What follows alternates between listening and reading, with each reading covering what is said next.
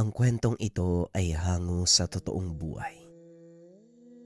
Mula ito sa isa nating kabayan na itago na lamang natin sa pangalang Ando. Walang eksaktong taon, probinsya ng Samar.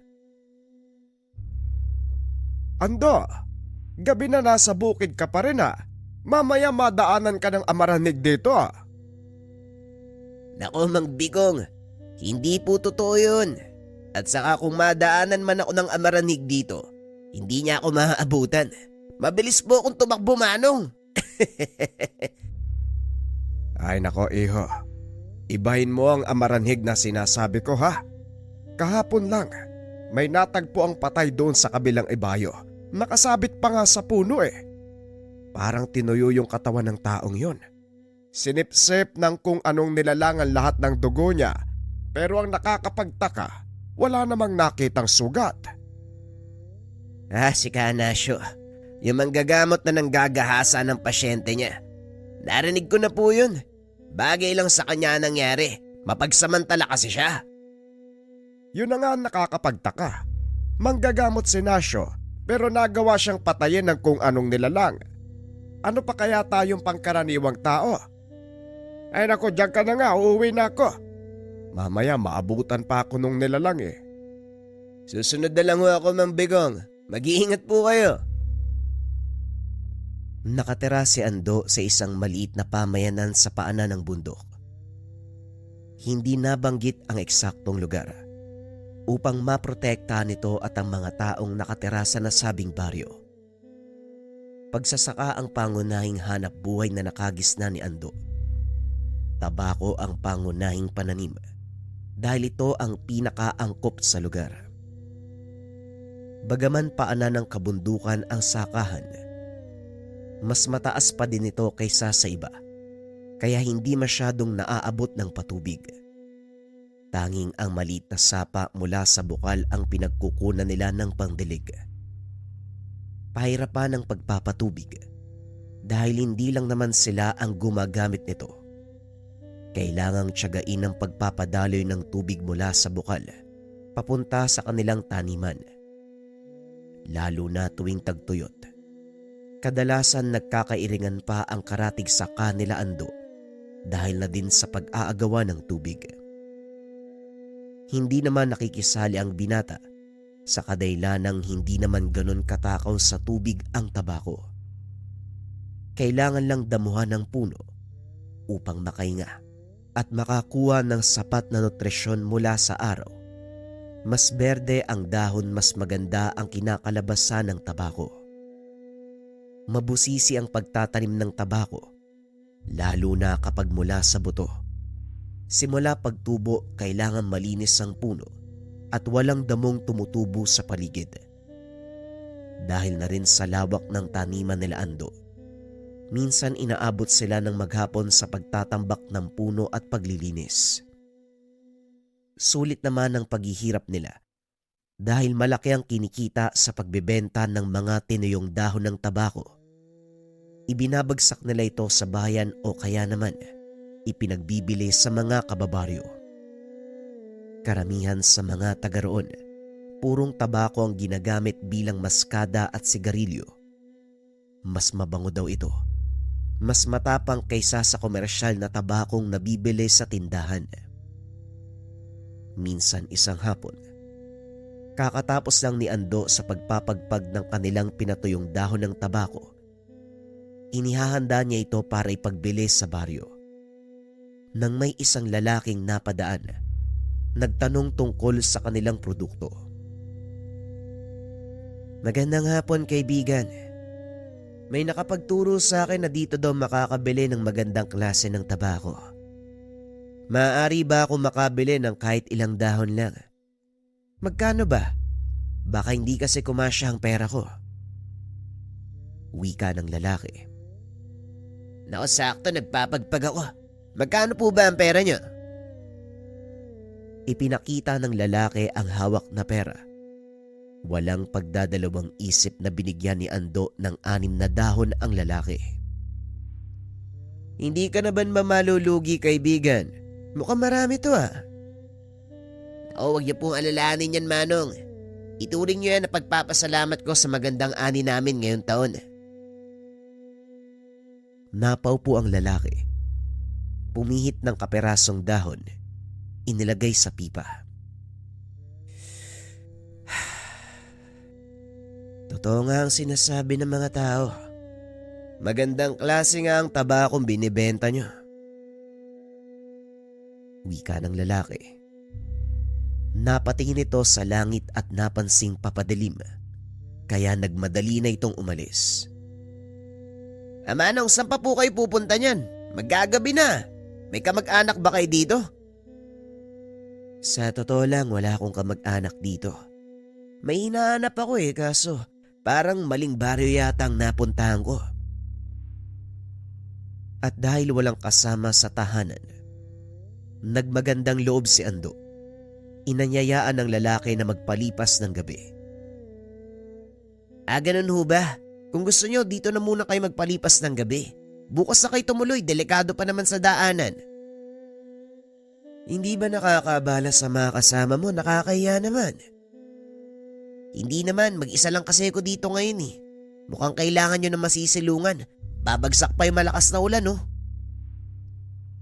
Dali-dali nitong binuhat ang paldo ng mga tabakong naipagpag upang ipasok sa maliit na bodega. Tutulungan na kita, kaibigan. Baka mabasa pa mga yan sayang naman. Nga pala, Julian ang pangalan ko. Ako naman si Ando. Sige, mukhang aabutan nga ako kapag di mo ko tinulungan . Matapos maipasok ang lahat, sinamahan ng binata ang panauhin sa pansamantala nitong tutuluyan. Maraming salamat, kaibigan . Hindi mo ako kilala pero tinulungan mo pa rin ako. Ay nako, wala yun, Manong Julian, at isa pa. Siguradong ganun din ang gagawin mo kung sakaling ako naman ang maligaw sa baryo mo. O siya, ilapag mo muna ang mga dala mo. Magpahinga sandali. Mag-aanda lang ako ng hapunan. Pagpasensyahan mo na tong lumang kwarto ng kapatid ko . Matagal na kasing walang nakatira dito . Ako na lang mag-isa.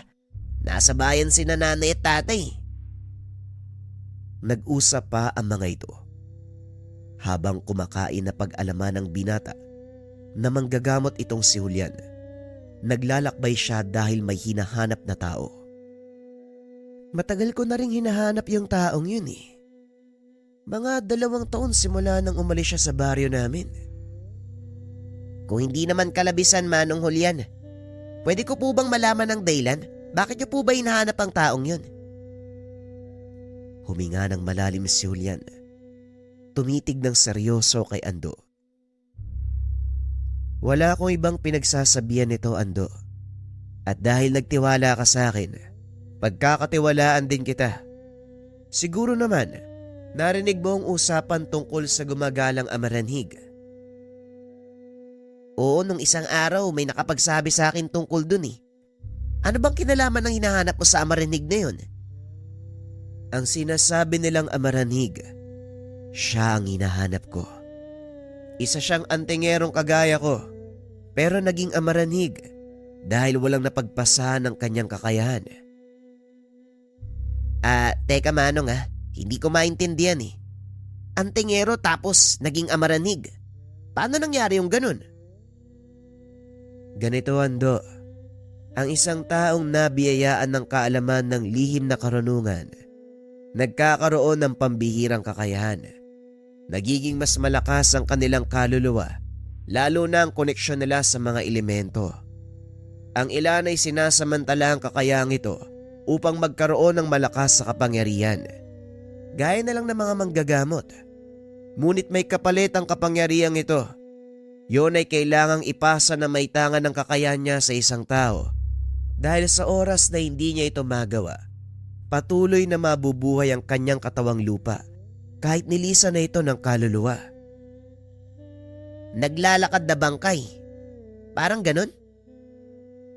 Parang ganun na nga. Ang kaibahan lang, may kamalayan ng mga amaranig na ito. Nagagawa nilang magkubli bilang normal na tao sa araw. Saka lang babalik ang pagiging amaranhig kapag sumapit na ang dilim. Ganun pala yun. Ano naman ang panganib na dala ng mga amaranig? Sa normal na tao, wala silang dalang panganib. Ngunit sa mga kagaya nilang may kakayahan delikado, dahil inihigop ng mga amaranig na ito ang kanilang kaluluwa at siyang pinagkukunan ng lakas hanggang sa mahanap nito ang taong pagpapasahan ng kakayahan. Paano po sila mapipigilan? Kaya ba silang patayin? Kung titignan sa teknikal na pananaw, patay na ang mga amaranig. Mapipigilan lang sila sa pamamagitan ng pagpugot ng ulo. Kahit ipasa pa nila ang kapangyarihan sa taong napili, patuloy lang na mabubuhay ang sumpaan do. Nauunawaan ko na. Ang sasalo ng kanyang kakayahan ang siyang magiging sunod na amaranig, tama? Tama, Ando. At wala itong katapusan. Maliban na lang kung makukuha mo ang bertud ng amaranhig. Dalhin ito sa hukay kasama ng taong nakakuha. Nako, grabe naman pala yan. Buwis-buhay pala yung pagpigil sa kanila eh. Yung sa kaso mo naman, Manong, anong gagawin mo sa oras na mahanap ang sinasabing amaranig? Kukunin ko ang kanyang bertud at gaya ng sinabi ko sa'yo, dadalin ko ito sa hukay ko para tuluyang maputol ang sumpa. Kaano-ano mo ba yung amaranig na yan? Bakit gano'n na lang yung pagnanais mong mahanap siya? Kapatid ko ang amaranhig, Ando. Napakaraming nalaman ni Ando tungkol sa panauhin ng gabing iyon. Kinabukasan maagang nagising ang binata dahil kailangan nitong madala ang mga tabako sa bayan. Kaso nga lang napakalakas ng ulan, kaya pinili nitong ipagpaliban ang lakad. Naghahanda ng agahan si Ando nang lumabas sa silid si Julian. Dala na nito ang mga kagamitan. Lumapit ang Ginoo upang magpaalam. Alis ka na, Manong. Napakalakas ng ulan. Saan ka naman pupunta niyan? Ang totoo, hindi ko alam kung saan siya hanapin eh. Siguro iikutin ko muna ang baryong ito, tapos lilipat sa kabilang bayan. Ito na ang huling baryo, hindi ba? Oo, ito na yung huling baryo eh. Pero sa ganitong kalakas na ulan, mahihirapan kang maglakad. Lalo pat matarik ang daanan papunta sa kabilang bayan. Bakit hindi ka muna manatili ng ilang araw dito? Nako, ayoko maging pabigat sa'yo. Ayos lang, kaya ko naman eh. Isa pa, sanay ang katawan ko sa ganitong uri ng panahon. Hindi ba wala namang problema sa akin eh. At isa pa, bisita kita. Responsibilidad ko ang anumang mangyari sa'yo. Patilain mo muna ang ulan bago umalis. Tara, naganda ako ng mainit na kape. Wika ni Ando. Napangiti na lang si Julian dahil sa ipinapakitang kabaitan ng binata. Buong araw silang nanatili sa tahanan habang inaantay ang pagtila ng ulan. Ay nako, mukhang walang balak na tumigil ang ulan ah. Aabutin ako ng ilang araw sa baryo. Sigurado ka bang ayos lang sa'yo? Wala kang dapat alalahanin, Manong. Mag-isa ako namumuhay dito sa bukid eh, kaya ayos lang. Saka yung tungkol sa kapatid mo, kung natatandaan mo, yung sinabi ko sa yung napabalitang namatay, sa palagay ko amaranig ang may gawa nun eh. Biglang napukaw ang atensyon ni Julian. Paano mo naman nasabi? Kagaya ng pagpapaliwanag mo sa akin, kinukuha ng mga amaranig ang kaluluwa ng mga biktima nila, di ba? Ganun na ganun yung nangyari doon sa manggagamot na taga-kabilang baryo. Kung gusto mo, sasamahan kita. Anong sinabi mo? Manggagamot ang napatay? Oo, Manong. Kilalang manggagamot. Ang sabi sa akin ni Mang Bikong, may pinagsamantalaan daw na pasyente bago pinatay. Biglang nabuhayan ng loob si Julian sa mga narinig. Mukhang ito na nga ang amaranhig na hinahanap ko, Ando. Mabuting tao ang kapatid ko. Kaso nga lang naging amaranig siya. Kaya ginusto ni Manong na umalis na lang sa lugar namin. O sige, bukas sa bukas bababa tayo sa bayan para magatid ang tabako sa mga tindahan. bago tayo pumunta sa kabilang baryo ha. Hindi naman yun malayo sa kabisera eh. Mga 15 minutong lakaran. Kinabukasan, maagang nagising ang dalawa. Kinarga sa likod ng mga kabayo ang tabako. Dinala ang mga ito sa bayan. Pagkatapos ay tumuloy na sa kabilang baryo. Kilala sa lugar na yon ang namatay na albularyo, kaya hindi na rin sila nahirapan sa paghanap. Ito na yata yung bahay ng albularyo, Manong. Tara, magtanong tayo. Itinali ng dalawa ang sinasakyang kabayo at pumasok sa loob ng bakuran. Maulang galang na ho, ito po ba yung bahay ni Tandang Badong? Dito nga yun pero patay na yung taong hinahanap nyo eh. Kaya kung pagpapagamot ang pakay nyo, pasensya na ha. Walang manggagamot na haharap sa inyo. Ay nako, hindi naman kami magpapagamot. Katunayan isang mangangaso po. Mga mangangaso kami. Naghahanap ng albularyo para pabasbasan yung mga nakuha naming mutya. Hindi na naituloy ni Ando ang sasabihin. Dinuktungan nito ni Julian. Ay nako, pasensya na ha. Pero mukhang hindi na kayo matutulungan ng asawa ko. Ayos lang ho. Kung hindi niyo mamasamain, maaari ko po bang malaman kung ano ang kinamatay ng asawa niyo? Natagpuan na lang siya sa gubat na parang sinipsip yung dugo eh. Tuyong-tuyo yung katawan niya. Parang binilad. Hindi namin alam kung sino o ano yung may gawa eh. Tugon ng babae. Matapos magkwento, nagpaalam na ang dalawa. Bakit mo naman sinabi na maangaso tayo? Malaking problema kapag nalaman niyang manggagamot ako. Kaya mas mabuti na hindi malaman ng mga taga rito ang totoong pagkakakilanlan ko. Naiintindihan ko. Tara, puntahan natin yung lugar kung saan nakita yung katawan ng manggagamot. Balita ko may mga bahay sa gawing yun eh. Baka may narinig sila. Pinuntahan ng mga ito ang lugar kung saan natagpuan ang manggagamot. Nagtanong-tanong sa paligid. Sa kasamaang palad, walang nakakita o nakarinig ng totoong nangyari. Mukhang malabo na nating mahanap ang kapatid ko sa lugar na ito. Bumalik na lang kaya tayo? Paano mo naman nasabi yun, Manong? Bukana pa lang ng baryo yung nararating natin eh. At isa pa, masyado pang mahaba ang araw na ito. Para sumuko tayo, no? Tara, magtanong pa tayo sa ibang tao. Malay mo may nakakita talaga sa nangyari. Naglakad-lakad ang mga ito. Hanggang sa marating nila ang ilog sa gawing dulo ng baryo. Mukhang hindi tayo siniswerte ah. Ayos lang Ando, nagpapasalamat ako at sumama ka sa paghanap. Pero kailangan na nating bumalik. Maggagabi na oh. Delikado sa daanan. Pasensya ka na Manong ha. Hindi natin nahanap ang kapatid mo. Ano ka ba? Siguro nga wala siya sa baryong to. Kaya wala kang dapat alalahanin. Tara, balik na tayo sa bahay mo. O sige Manong, pero dadaan ulit tayo sa kabisera. Para kung sakaling alanganin tayo sa pag-akyat ng bundok, maaari tayo magpalipas ng gabi sa bahay nila tatay. Ikaw ang bahala. Pero matanong nga kita, bakit nasa bayan ng tatay mo? Samantalang ikaw naman, nagpapakahirap sa pag-aasikaso ng taniman nyo.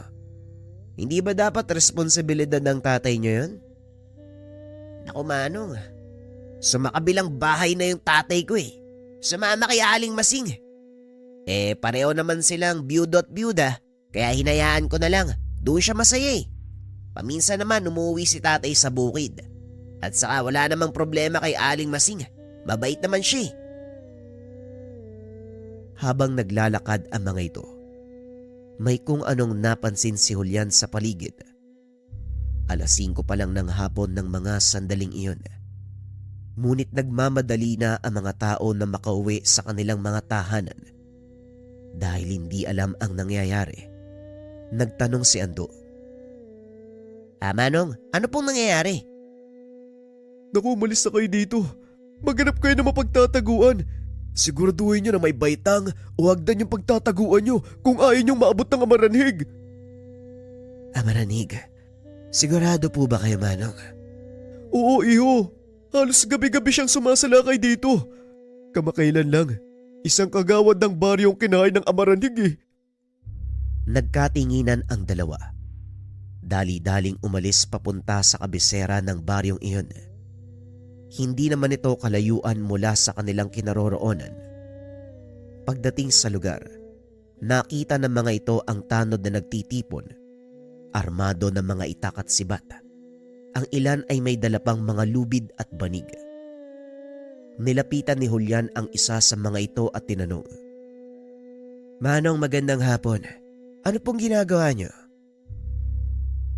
Naghahanda kami para huli ng Amaranig. Noong nakaraang gabi, pinatay ng halimaw na yon ang isa sa mga kagawad ng baryo. Nakita niyo po ba ang itsura ng Amaranig na yun, Manong? Hindi pa nga eh. Pero siguro ngayong gabi, makikita na rin namin siya. Teka, may utos sa kapitan ah. Walang lalabas ang tahanan pagpatak ng alas 5. Anong ginagawa niyo dito? Ang totoo po niyan, Manong, mga mangaso kami galing sa kabilang baryo. Kung pwede po sana kaming sumama sa inyo, may nagbayad sa amin para tugisin ang Amaranig na yon. Gano ba? Kung sa bagay, mukhang kailangan nga namin ng eksperto sa pangaso. Wala sa amin ang marunong gumawa ng patibong eh. O sige, sasabihan ko lang ang hepe namin ah. Basta, wag lang kayo sagaban. Manong Julian, anong binabalak mo? Kailangan natin silang maunahan. Kung tama ang kutob ko, si Manong Rogelio nga ang tinutugis nila. Siguradong marami ang mapapahamak. Tignan mo nga naman. Kargado ng mga sandata ang mga tanod. May mga lubid at banig pa. Siguradong mauhuli nila yun kung sakali magkaroon ng inkwentro. Hindi pang karaniwang Amaranig si Manong. Kagaya ng sinabi ko sa iyo, Ando, nasa tamang kamalayan ng kapatid ko kahit patay na siya. Hindi ko alam kung paanong nangyari, pero kailangan siyang pigilan dahil siguradong mas marami ang masasaktan. Pagsapit ng dilim, nagsimula na ang pagroronda ng mga tanod. Dahil nagpakilalang mga ngaso ang dalawa, nagkaroon ng mga ito ng pagkakataon na mauna sa daan. Alam mo ba ang mga palatandaan, Manong? Huwag kang mag-alala. Sa oras na makita ko si Manong, makikilala ko siya. Ilang minuto pa. Nagkahulan ang mga aso sa paligid. Dali-daling tumakbo papunta sa pinanggalingan ng ingay ang mga tanod. Samantalang sina Julian at Ando naman ay nagpaiwan sa lugar. Manong, bakit hindi pa tayo sumunod sa kanila? Baka naroon ang hinahanap natin. Mali ka, Ando. Kagaya ng sinabi ko sa'yo, may kamalayan ng kapatid ko. Kilala ko ang kilos niya. Mahusay siyang manlinlang. Mananatili tayo sa lugar na ito. Nang makalayo na ang mga tanod, biglang may nagpakitang lalaki. Nakasuot ng itim na talukbong. Kumikinang sa liwanag ng buwan ang talim ng hawak nitong itak. Anong ginagawa mo dito, Julian? Hindi ba sinabi ko sa'yo, kahit anong mangyari, wag na wag mo kong susundan? Wika ng lalaki. Napagtanto ni Ando na ang lalaking nasa harapan walang iba kung hindi ang nakakatandang kapatid ni Julian. Itigil mo na ito, Manong. Patay ka na. Kailangan mo na magpahinga. Hindi pa tapos ang misyon ko, Julian. Hindi ako mananahimik hanggat may masamang tao na gumagamit ng karunungan ng Diyos sa hindi magandang gawi. Mali ka, Manong. Natapos mo na ang misyon mo nang mamatay ka. Kaya tanggapin mo ang katotohanan. Pasensya ka na, Julian. Pero hindi mo na ako mapipigilan. Bumalik ka sa tinatayaan mo kung gawin ang dapat kong gawin. Akmang aalis na ito nang bigla namang tumakbo si Julian papunta sa kinakatayuan ng kapatid. Nanlaki ang mga mata ni Ando nang makitang magpalit ng anyo ang kasama. Natanggal din ang talukbong ni Rogelio, kaya naman tumambad ang nakakatakot nitong anyo. Halos naaagnas ang balat. Nakalabas din ng mga ngipin. Hindi malaman ni Ando kung ano ang gagawin ng mga oras na yun. Nanatili ang binata na nakapako sa kinakatayuan. Naglaban ang dalawa hanggang sa maitulak palayo ni Rogelio si Julian. Tumama ito sa lilim ng puno. Nagbalik sa dating anyo. Naglakad naman palayo si Rogelio. Huwag mo na akong sundan dahil wala ka magagawa. Wika ni Rogelio. Matapos ay naglaho sa dilim. Anong nangyari? Bakit biglang nag-iba yung itsura mo, Manong Julian? Sa susunod ko na ipapaliwanag sa'yo. Sa ngayon, kailangan muna nating sundan si Manong. Alam kong may binabalak siyang gawin ngayong gabi. Dali-daling sumunod ang mga ito papunta sa direksyon na tinahak ni Rogelio. Bagaman hindi sigurado kung saan ito papunta, nagawa namang matunton ni Julian ang kapatid sa pamamagitan ng amoy. Mula sa kanilang kinakatayuan, nakita nilang naglakad papasok sa isang malaking tahanan. Kilala ni Ando ang may-ari ng bahay na iyon. Manong, kilala ko yung may-ari ng bahay na yan eh. Mayaman na negosyante. Siya yung nagpasara ng pamilyan sa bayan eh, para lumapit sa kanya mga mamimili. Ha? Paano niya nagawa yun? Ipapasara ang pamilyang bayan. Batay sa narinig ko, malakas ang impluwensya ng taong yan hindi lang sa alkalde, kundi pati na rin sa probinsya. Kaya naipasara niya yung pamilyang bayan ng walang kahirap-hirap. Nang mga sandaling iyon, lubos na naunawaan ni Julian ang ginagawa ng kapatid. Mukhang alam ko na kung ano ang binabalak ni Manong. Tinutupad niya ang pangako namin nung pareho pa kami nabubuhay. Biglang napalingon si Ando kay Julian. Nanlaki mga mata, lalo pa nang makita ang anyo ng kasama. Anong ibig mong sabihin, Manong? Patay ka na din? Oo, Ando. Sabay kaming namatay ni Manong nang minsan naming salakay ng isang mambabarang.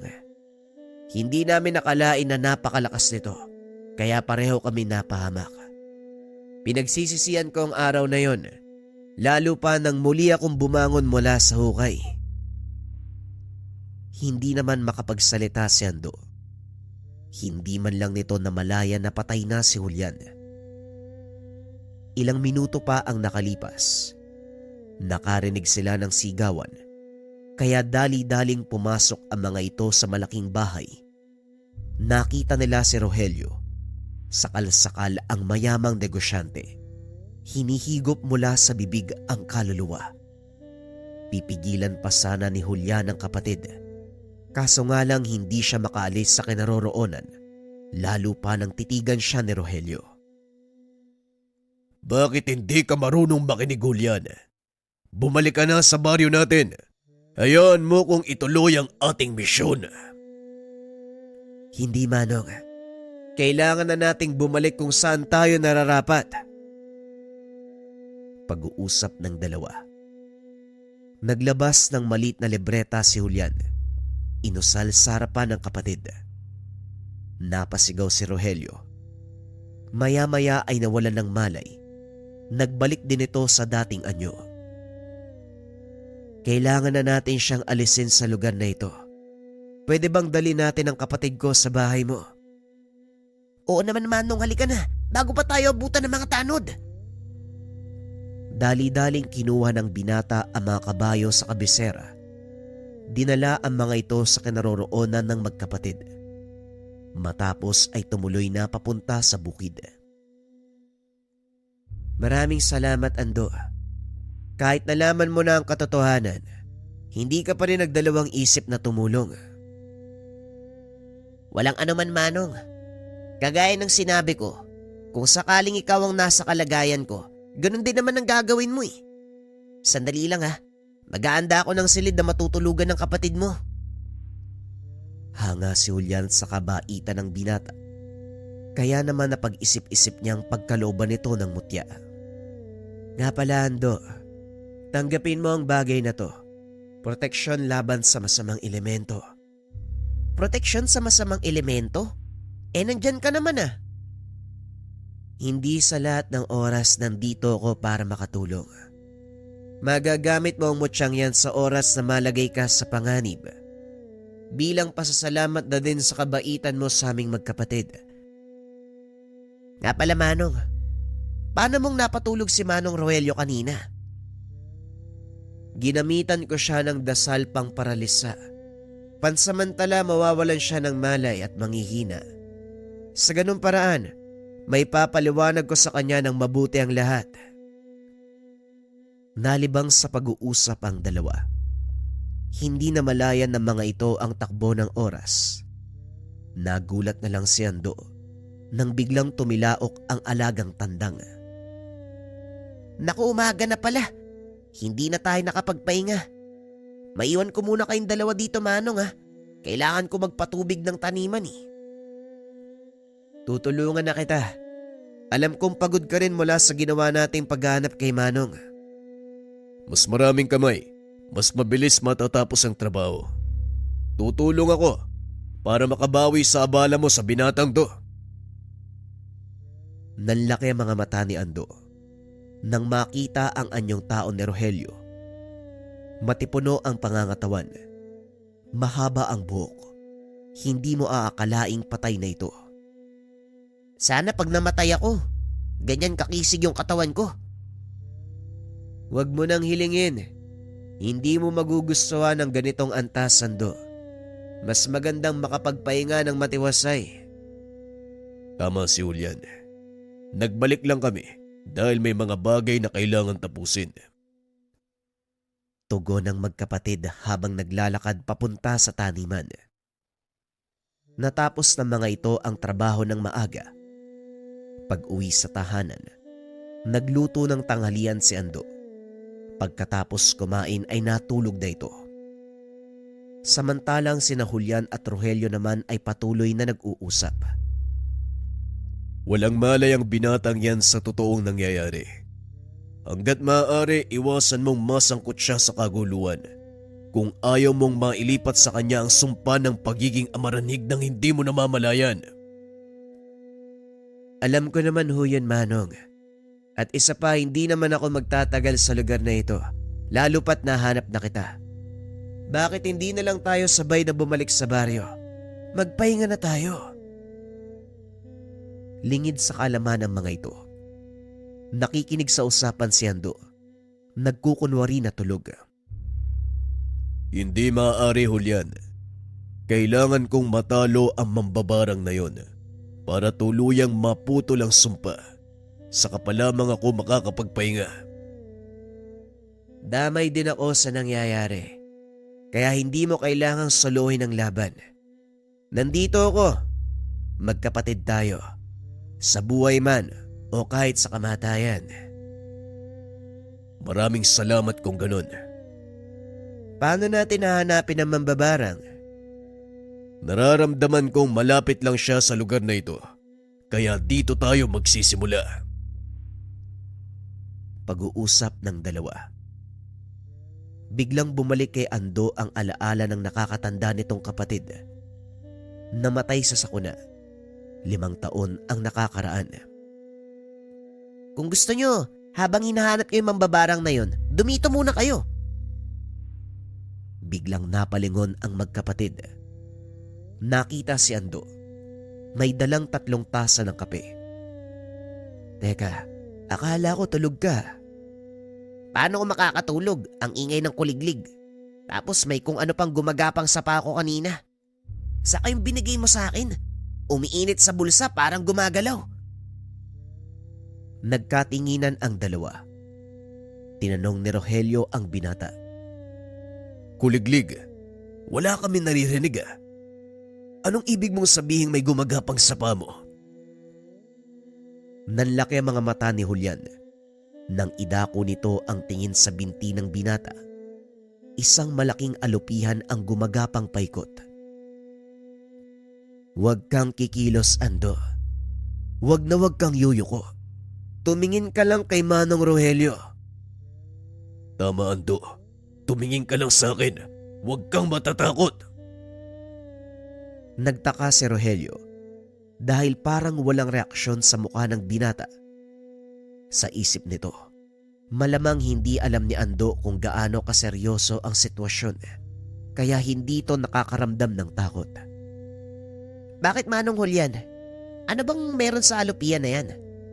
Ang totoo, kaninang hapon ko pa napapansin na pagapang-gapang sa saig yan eh. Sakto namang natanggal na ni Julian ang alupian. Nailagay ito sa sisidlan. Gamit ng isang mambabarang ang alupian na ito. At sa palagay ko, may nagmamanman sa atin. Dali-daling lumabas ng tahanan si Rogelio upang magbasid. Malawak na kapatagan ang paligid ng bahay ni Ando. Walang bakod ang paligid dahil wala namang ibang taong nakatira doon.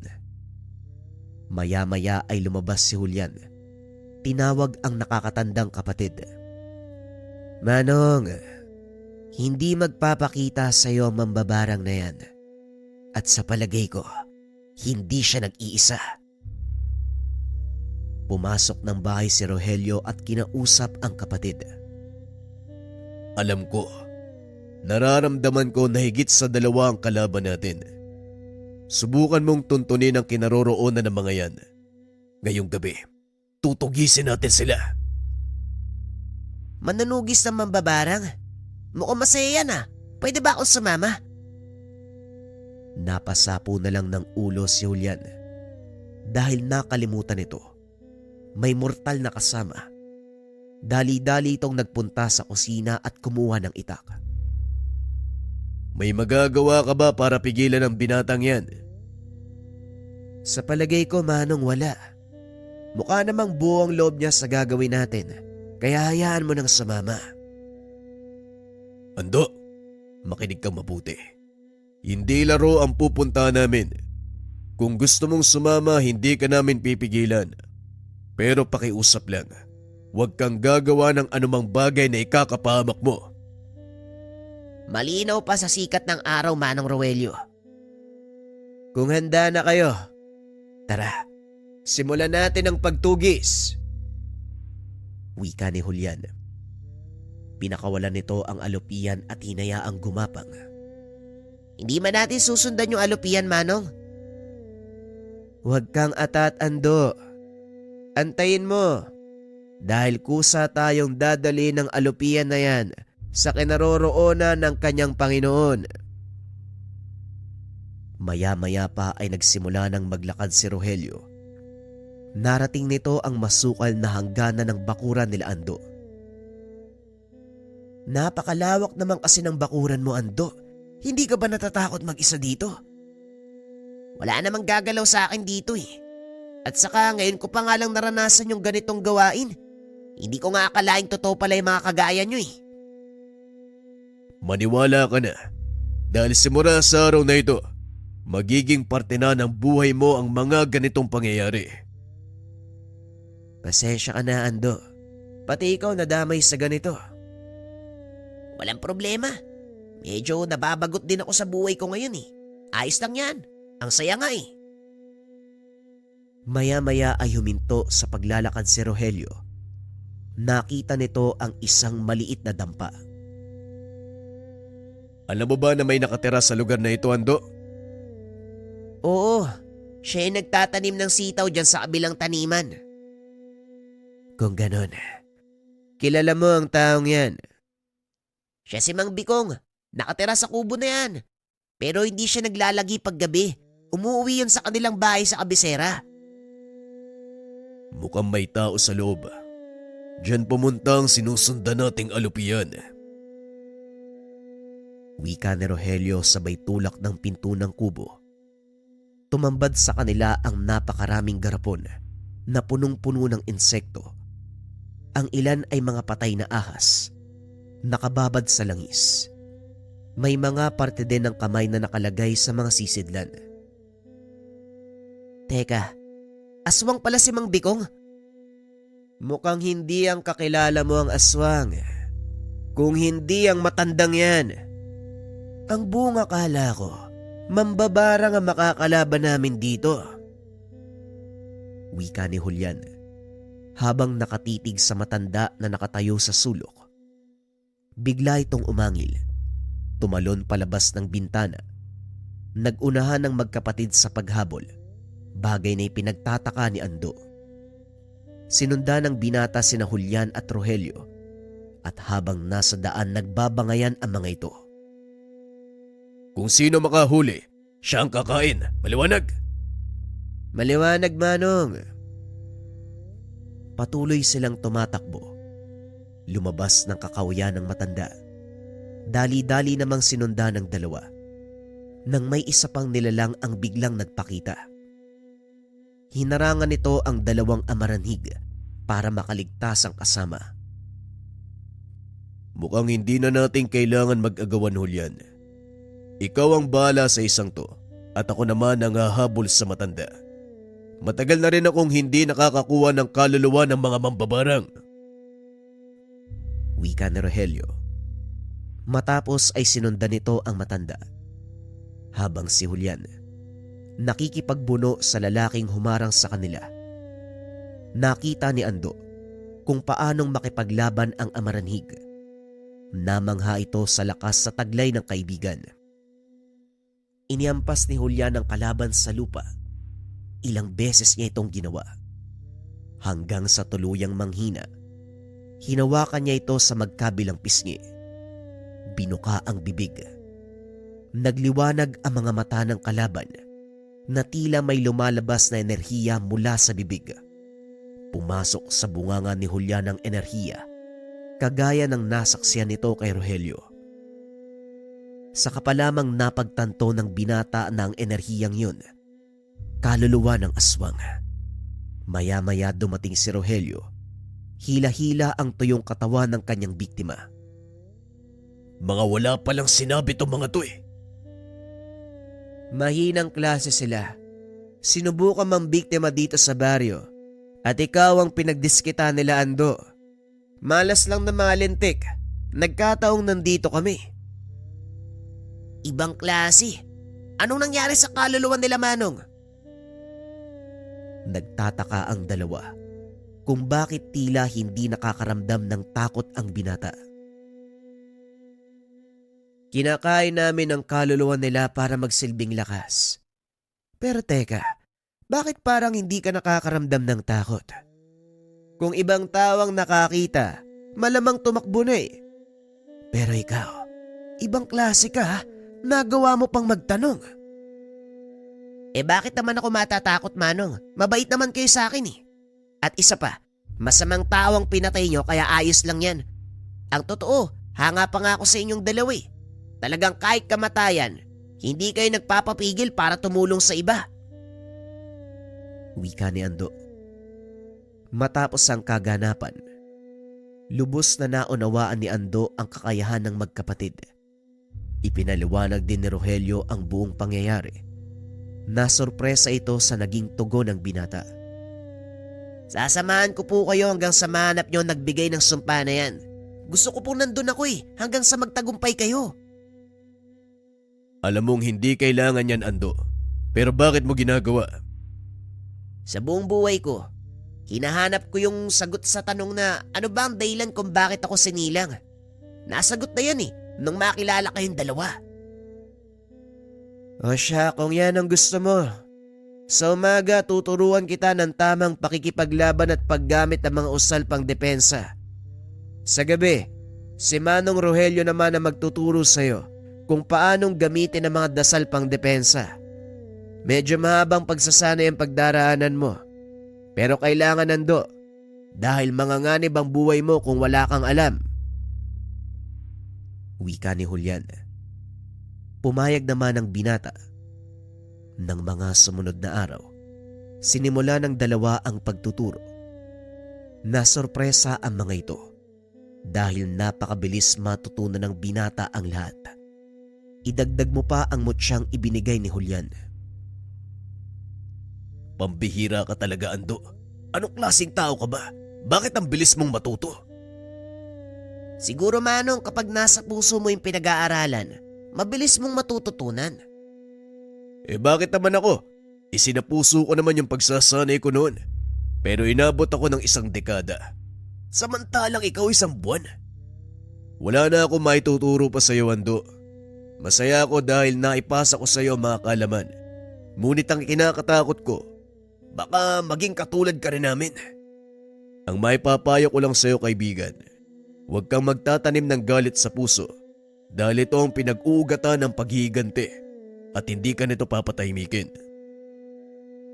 Naiintindihan ko po, Manong Roelio. Salamat din po sa tulong. Nakilala ko kayong dalawa ni Manong Julian. Lumipas ang ilang araw. Patuloy na nanatili ang dalawa sa tahanan ng binata. Tumutulong din ang mga ito sa gawaing bukid. Naging mapayapa ang kanilang pananatili sa lugar. Hanggang isang hapon, habang nagpapagpag ng dahon ng inaning tabako, isang grupo ng kalalakihan ang napadaan. Nakita ng mga ito ang gawang produkto ni Ando.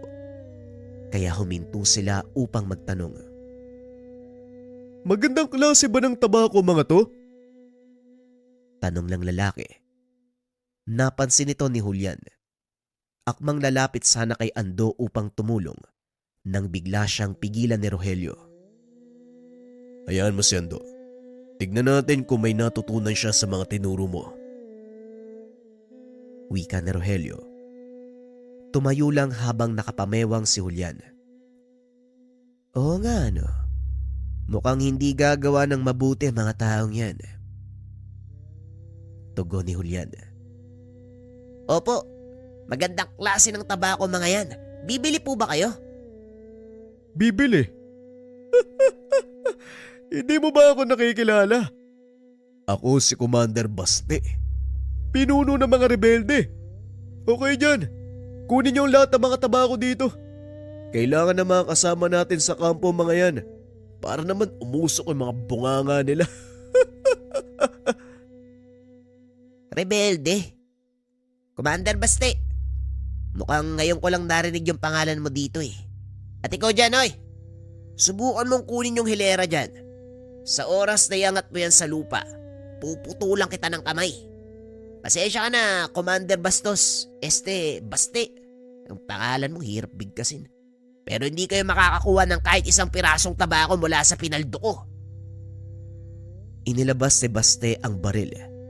Itinutok sa ulo ng inuutusan. Sundin mo yung inuutos ko kung ayaw mong ikaw ang bariling ko.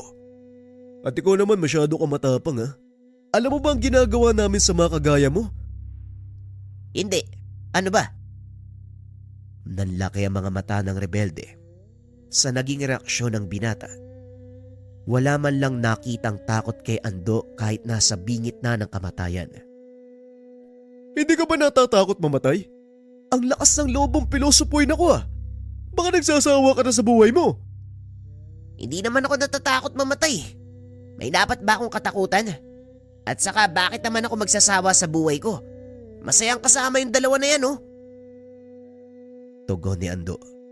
Sabay turo sa magkapatid. Ngunit nang tignan nito ni Baste, wala na sa kinakatayuan ng dalawa. Dalawa?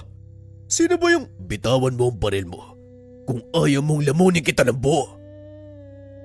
Nagulat si Baste dahil nasa likod nito si Rogelio. Nakadantay ang patalim sa kanyang leeg. Kumalma ka kaibigan, nagbibiro lang ako. Baka makademonya yung kutsilyo mo, malaslas ng ileg ko. Pwes ako, hindi nagbibiro. Magpasalamat ka at mabait pa ang binatang yan.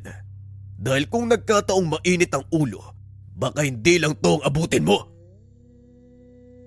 Wika ni Rogelio, sabay kagat sa tenga ni Baste. Napasigaw ang rebelde. Nang lingunin ito ni Rogelio, lalo pa itong napasigaw hanggang sa tuluyang mangisay at mawala ng malay. Nagsipagtakbuhan na din ang mga kasama, ngunit may naiwang isa. Napag-alaman ni Ando, nagpapanggap lang na rebelde si Baste para mangulimbat. Paano yan ngayon, Manong? Siguradong kakalat sa baryo nangyari. Wala namang makakapagpatunay sa mga sasabihin nila, kaya huwag kang mag-alala.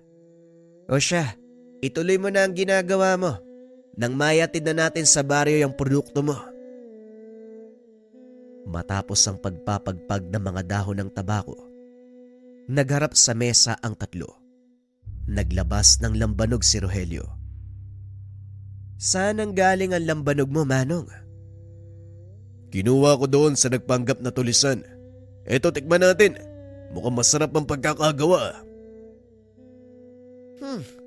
Umiinom din pala ng lambanog yung mga amaranhig.